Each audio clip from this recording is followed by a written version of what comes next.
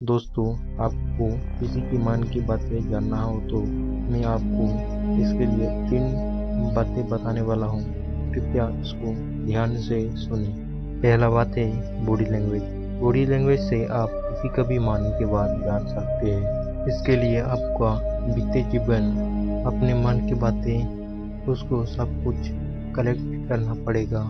उसके अलावा भी आप अगर किसी समस्या में पड़े होंगे या फिर किसी का दुख देखे होंगे, जिसको अगर आप उस समय किसी व्यक्ति के साथ बात कर रहे होंगे, अंदर की तरफ सांसें लें और इधर उधर भटके, अपने आंखों को इधर उधर भटकाए, इससे समझ जाए दूसरे वाले व्यक्ति को आपकी बातें से कोई इंटरेस्ट नहीं है।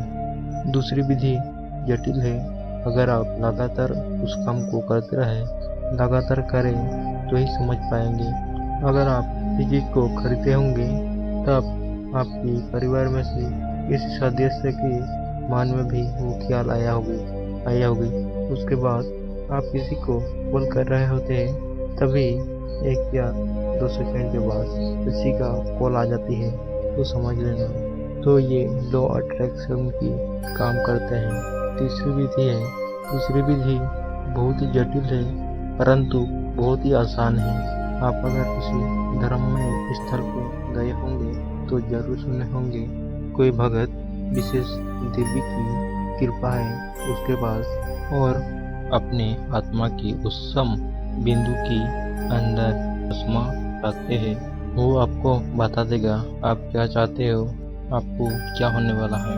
तो इसका उत्तर होगी हाँ। आप भी किसी का गहरा विचार या गुप्त बातें जान सकते हैं। इसके लिए आपको आपका मन एकाग्रता करना पड़ेगा। इसके लिए अपना अंदर की दैवीय शक्ति को जागरूक करना पड़ेगा ध्यान के माध्यम से।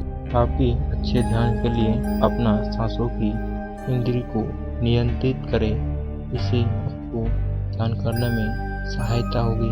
ईश्वर ने हम लोगों को 3 ध्यान के लिए मुद्रा दी है।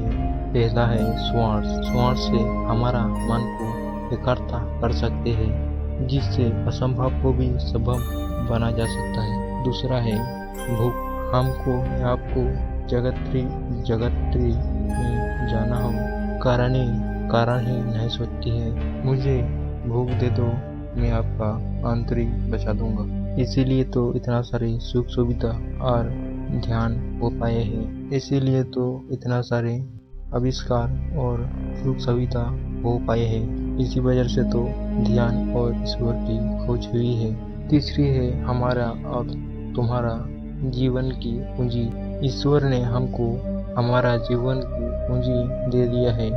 मन में अपने बुद्धि का कैसे उपयोग करेंगे, उस तरह आपकी लोगों के साथ अट्रैक्शन हो पाएगी।